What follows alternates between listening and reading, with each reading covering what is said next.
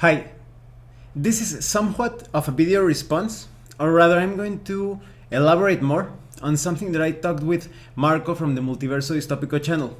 I'm going to put a link in the description below to his channel. I recommend that you check that out because he recently uploaded a new RPG review.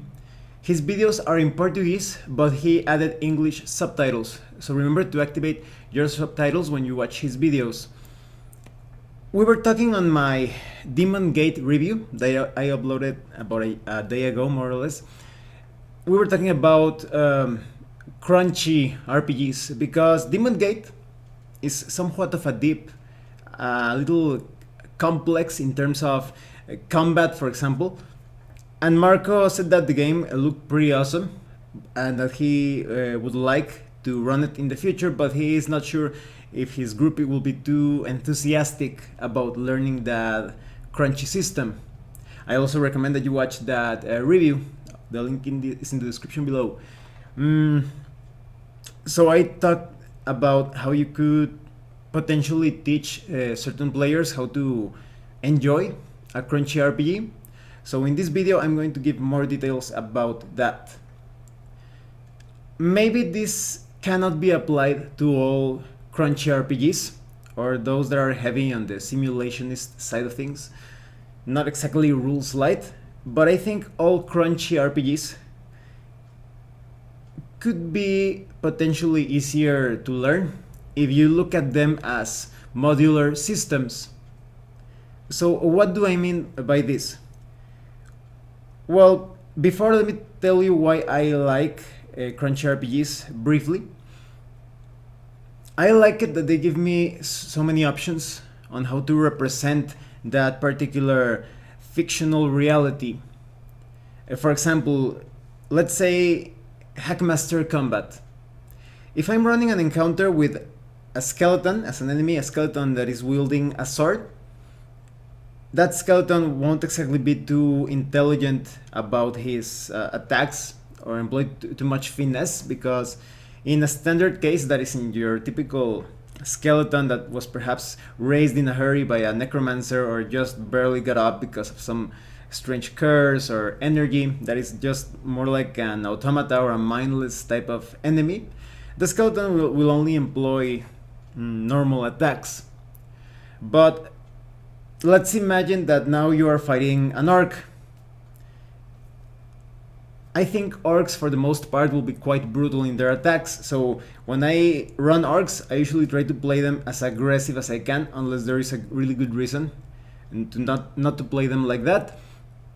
So the orc is going to be constantly using aggressive attack, suffering a penalty to his defense, but adding a bonus to his attack. But what if you are using, that is, as a game master, you are playing as an elf? Maybe the player characters are fighting like against a group of elf mercenaries. Now the elf needs to think about the situation. Elves are a bit more intelligent, more dexterous and strategic and tactical in their approach usually. So maybe there is an elf caster preparing a spell and the elf fighter wants to keep the player characters from approaching that spellcaster. Perhaps that fighter is going to be using the jab combat maneuver in Hackmaster that only keeps your opponents at bay. You attack faster. In Hackmaster it's a second by second type of combat system, so you get to attack more times and potentially keep the enemies at bay. But it also depends on the situation. Let's say that elf is actually interested in eliminating a specific non-player character or even player character, or stealing something from the player characters. That elf could be more focused on eliminating the foes as quickly as possible. Maybe he doesn't have too much time. Maybe reinforcements are approaching on the player character's side of things. Then that elf could be perhaps using aggressive attacks. Or maybe it's a typical, more standard combat encounter, so that elf is going to be doing normal attacks and proceed from there. If he sees that there's an opportunity to fight a bit more aggressively, he's going to be using aggressive attacks. Or maybe things start to turn out pretty bad for the elf mercenaries and they start to fight defensively as they try to prepare sort of like a getaway. So that's something that I like of the crunchy systems. As you could see in that example, the sword was used quite differently when you compare it to how the skeleton fought with the orc and the elf's fighting style or combat approach. It was quite different. So that's what I like of crunchy systems. They give you so many options to represent different things in a more structured way. I also enjoy systems that are a bit more on the rules light side of things, that you do a certain thing and it only gives you like a +2 or a -2 in almost any type of situation, or it depends, maybe it only gives you +1 or -1, etc. Another thing that I like of crunchy systems is that I become somewhat surprised as to how smoothly they run, and at first I thought, oh, that rule is going to be quite difficult for me to remember or to apply it when it is pertinent. But then I start to run things and it flows smoothly, and I'm like, wow, I can actually run this system. It kind of feels like I've mentioned this a few times to several people. It feels like I'm getting like a brain massage or something. So I like that. I guess you could say the challenge of using those crunchy rules. So back to the original point, Marco said that sometimes his players do not enjoy too much crunchiness in their RPGs because it does take a bit of commitment, dedication to the rules. Usually the best way to run a crunchy system is if all of the players are quite committed or interested in running that system. Throughout the years, I've noticed that people who are not too interested in learning a system, it's better not to use a complex or crunchy system with them. It's better a rules light system, especially those players that are a bit more on the casual side. But in best case scenario, I think it's best when those players are purchasing their own, like the player's guide, and studying the rules, and then the game master is supported by the players to run the crunchy system effectively. But I think there is also a way to encourage players, not all of them, but maybe a lot of them, to try out crunchy systems, and that is to go in the modular approach. Because, for example, throughout the years I've initiated some people in Pathfinder. Some are still playing up to date, but some others just tried it, they enjoyed it a few months, and then they quit. And I think in the most successful cases, it was because I didn't present all of the rules set to them from the very beginning. I started with the first adventure. They had never played RPGs before, and I only taught them how to make attacks and perhaps use a few class features. For example, if they had spellcasters, how to use the most basic spells. And then in the second session, I teach them a bit more on how to play a bit more defensively, how to get those bonuses, how they could get some penalties in some situations if they are getting flanked. And then in the third session, I start, if I think they are ready, I usually taught them about grappling and bull rush. So it all depends on how you see, on how your group is adapting or advancing in the way that they are learning the system. Because some players could be thinking, oh, those are too many rules. We're fine like this with just attack and perhaps a defensive maneuver and some spells or some feats. And you should keep it at that if they are comfortable like that.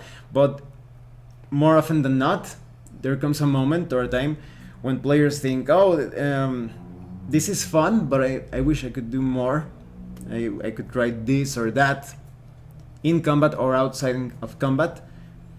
So then you start to introduce other things, more special abilities, feats, spells. In the case of skill checks, maybe you only added like a few modifiers, and now you're taking into account the use of tools, weather conditions, etc.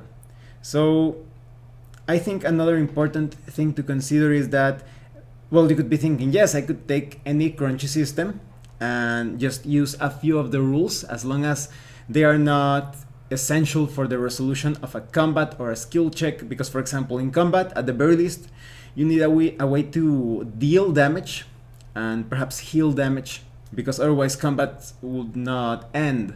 But you can remove other things that simply add more detail to the entire combat, like locations where the hit lands, or other effects like in Hackmaster, and the player characters or the enemies could end up knocked unconscious or knocked out by a certain painful attack, or that your weapon could break, or some pieces of your armor could come off loose.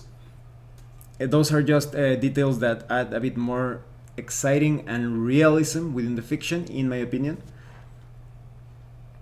But you could play a very simple combat in that way, combat encounter. And as I was saying, in skills or skill checks, you can usually just add a few modifiers or a lot more in modifiers. It also depends if you want to, if it's a system that has exploding dice, you could keep that feature or remove it altogether. Or maybe there is some other thing related to the skill check, some sort of subsystem. It all depends on the level of complexity of how you want to keep things at. So I would recommend that you take that modular approach, that you teach things little by little. But if you are thinking, oh, but I feel like I'm getting a bit ripped off because that RPG is too expensive, maybe you feel like you're not taking advantage, you're not getting the value for your buck because you're not using all of the material in that RPG. In that case, I would recommend that you wait for a sale and you get the book at 25% discount, or maybe more or less. And it all depends on how affordable you want your purchase to be. And that way you will feel like you're getting your money's worth, even if you're just using like 50% of the system. So if you're planning to introduce your players to a crunchy system, remember that you can always handle things in a modular way. You're not obligated or forced to use the entirety of the system. And if your players are having fun with how you are running things in a somewhat simple way, it's most likely that they will want to add depth later on, or complexity. It happens when you master a simple set of rules, suddenly you want more. So those are just a few tips that I wanted to give when it comes to playing crunchy RPGs. If you have any other tips or some other advice or anything else, I recommend that you write it down in the comment section below. And thanks for watching. And if you have any other comments or questions, please let me know. See you later.